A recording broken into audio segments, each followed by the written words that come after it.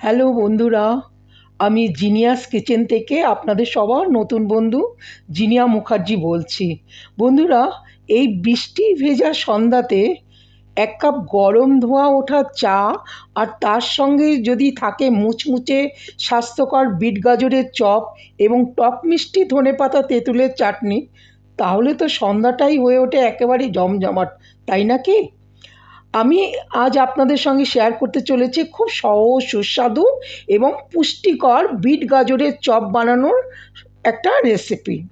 এই চপে রয়েছে বিট গাজরের পুষ্টিগুণ এবং ঘরোয়া মশলার দারুণ সুবাস, আর এর সঙ্গে থাকবে একেবারে বাড়িতে তৈরি ধনেপাতা আর তেঁতুলের চাটনি।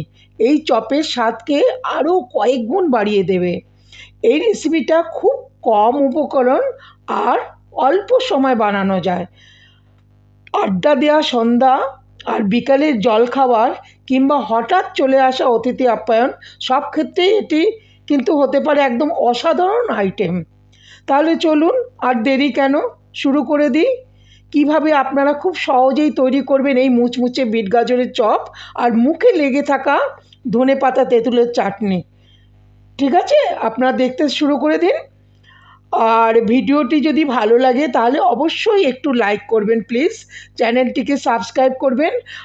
আমি আরও অনেক আইটেম আপনাদের সাথে শেয়ার করব এবং আপনারাও আপনাদের বন্ধুদের সঙ্গে শেয়ার করতে ভুলবেন না। চলুন শুরু করা যাক। আচ্ছা, বিট গাজরের চপে যা যা চাই সবজি আমি সেটা কেটে ধুয়ে নিয়েছি। বিট, গাজর, আলু, ধনেপাতা, মটরশুঁটি, ক্যাপসিকাম, টমেটো একটু আর কটা কাঁচা লঙ্কাটা নিজেদের স্বাদের মতো। এইবার আলু, গাজর আর বিটরুটটা গ্রেট করে নিন। আচ্ছা, আমি যেই মশলাগুলি ব্যবহার করছি সেগুলো হচ্ছে ধনে পাউডার, জিরা পাউডার, হলদি পাউডার আর আদা রসুনের পেস্ট, কাঁচা লঙ্কাটা একটু ছোটো ছোটো করে কেটে নিয়েছি, কাশ্মীরি মির্চি পাউডার টেস্টের জন্য আর চাট মশলা টেস্টের জন্য। এরপরে নুন চিনি দিয়েছি, সেটা আপনারা সব নিজের টেস্টের মতো দেবেন। আর ঘরে যদি কর্নস্টার্চ পাউডার না থাকে তাহলে বেসন দেবেন পাকানোর শেষে। বন্ধুরা, ধনেপাতার চাটনির রেসিপিটা শেয়ার করছি। এখানে ধনেপাতার চাটনিতে প্রথমে তেঁতুলটা ভিজিয়ে নেবেন, যেন তেঁতুলটা ভেজানোটা বেশি জলে ভেজাবেন না, যেন ঠিক হয়। এরপরে ধনেপাতা ভালো করে ধুয়ে গ্রেট করে নিন আর কয়েকটা কাঁচা লঙ্কাও ওই ধনেপাতার সাথে পেস্ট করে নিন। এরপরে যখন তেঁতুলটা ভিজে যাবে ওই ঠিক তেঁতুল জলের মধ্যে ধনেপাতার পেস্টটা মিশিয়ে নিন, সঙ্গে নুন আর চিনি দিন। কড়াইতে তেল গরম করে নিলাম, নিয়ে সব সবজিগুলো একত্রে দিয়ে এগুলোকে ভাজা করছি আমি এখন অল্প তেলে, ফ্লেমটা কমিয়ে নিয়ে।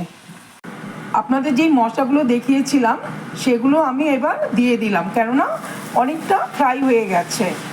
আচ্ছা দেখুন, এখন কিন্তু একেবারে 80% পাকানো হয়ে গেছে।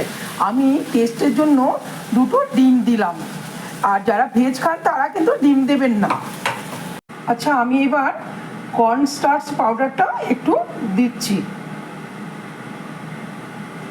এবার না আমার পাকানো একদম কমপ্লিট, আর নামানোর আগে একটু ধনেপাতা দিয়ে নিলাম। আমি না একদম শেষ হয়ে গেছে, মানে পাকানোটা একদম কমপ্লিট, আমি একটু বাদাম দিয়ে দিলাম। আপনারা ইচ্ছা করলে দিতে পারেন, নাও দিতে পারেন। বন্ধুরা, আমার বিট গাজরের চপ একদম কমপ্লিট। ধনেপাতার চাটনিটা আমি আগেই বানিয়ে ফ্রিজে রেখেছিলাম, এখন সাথে 1 কাপ চা বানিয়ে নিলাম। আশা করছি আমার এই রেসিপিটা আপনাদের সবার খুব ভালো লাগবে। আর কোনো এক বৃষ্টির সন্ধ্যাতে এই রকম মুখরোচক চপ আর সাথে গরম গরম চা বানিয়ে আপনারাও সন্ধ্যাটা বেশ এনজয় করতে পারবেন। আজ তাহলে এখানেই শেষ করছি। ও হ্যাঁ, আমার চ্যানেলটা কিন্তু প্লিজ সাবস্ক্রাইব করতে ভুলে যাবেন না, হ্যাঁ। আর আপনারা একটা লাইক করবেন আর সব পরিচিতদের সাথে প্লিজ ভিডিওটা শেয়ার করবেন।